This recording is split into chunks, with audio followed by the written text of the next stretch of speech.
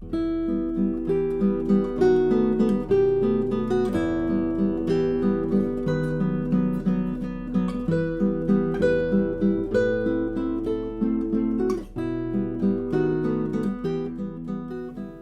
friends, isn't it interesting that so many of Rudolf Steiner's lectures began with this greeting, dear friends?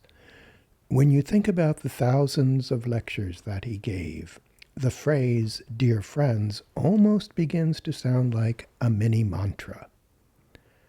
Tonight I want to talk very briefly about a book that Rudolf Steiner loved and recommended highly, Goethe's Fairytale of the Green Snake and the Beautiful Lily.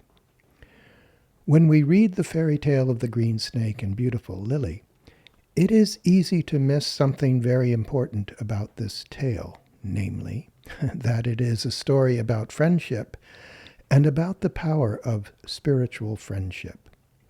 Goethe wrote this fairy tale under the inspiration of friendship for Friedrich Schiller. And friendship, one might argue, is the magical key that unlocks the so-called esoteric meaning of this fairy tale. The fairy tale appears as the final story in a collection of stories called Conversations of German Refugees.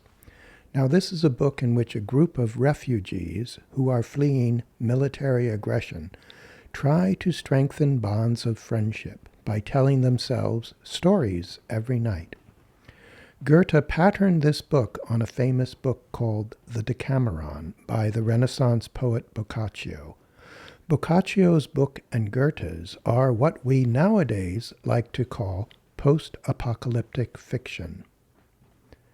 In the Decameron, a small group of people self-isolate and try to remain friendly and happy in the face of what for them is a global pandemic catastrophe, the Black Death. In Goethe's book, we have a similar situation. A small group of people self-isolate and try to remain friendly and happy in the face of unprovoked military aggression. In Goethe's fictional world of refugees, stories and fairy tales are told to encourage friendship and feelings of safety and happiness during a time of social chaos. Now, is this an example of magical thinking or maybe reality avoidance? Or is it something more profound? Novalis might say that this is not an example of magical thinking, but that it's an example of magical idealism. And what is the difference? Now, it's important to keep in mind that Rudolf Steiner received this fairy tale as a friendly birthday present when he reached the age of 21. A professor of literature, who was Steiner's mentor and spiritual guide and friend, gave young Rudolf a copy. In a Waldorf classroom, teachers call such a gift a pedagogical story that is meant to inspire or awaken a student's latent talent or some part of the student's personality that is as yet undeveloped or perhaps even unsuspected by the student herself. And that's how this fairy tale works on us if we allow ourselves to enjoy it in a playful, friendly way. And that's how it worked on Rudolf Steiner. Goethe gave us very directly an important clue about the role of friendship in his fairy tale. In a letter to a friend written in 1814, Goethe wrote, "As a symbol of eternity, the snake that closes on itself as a circle recommends itself to our attention. I like to view this as a symbol of a fortunate, happy earthly life. What more can a human being desire but that it be granted him to connect the beginning with the end? And how may this occur but through the continuance of affection, trust, love, and friendship?"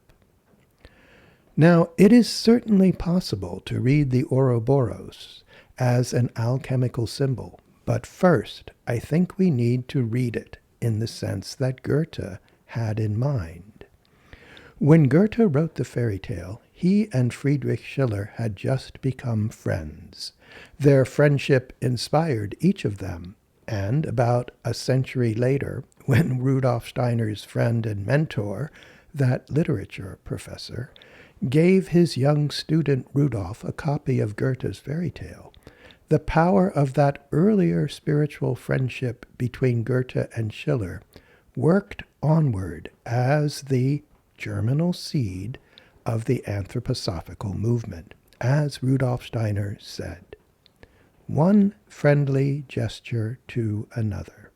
So, in a literary sense, you might say that spiritual science owes its being in the world to spiritual friendship.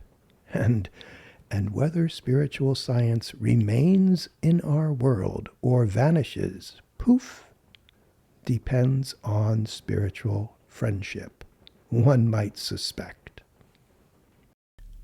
Thank you for your attention and for your interest in Romanticism and for your interest in the section for the literary arts and humanities. Good night.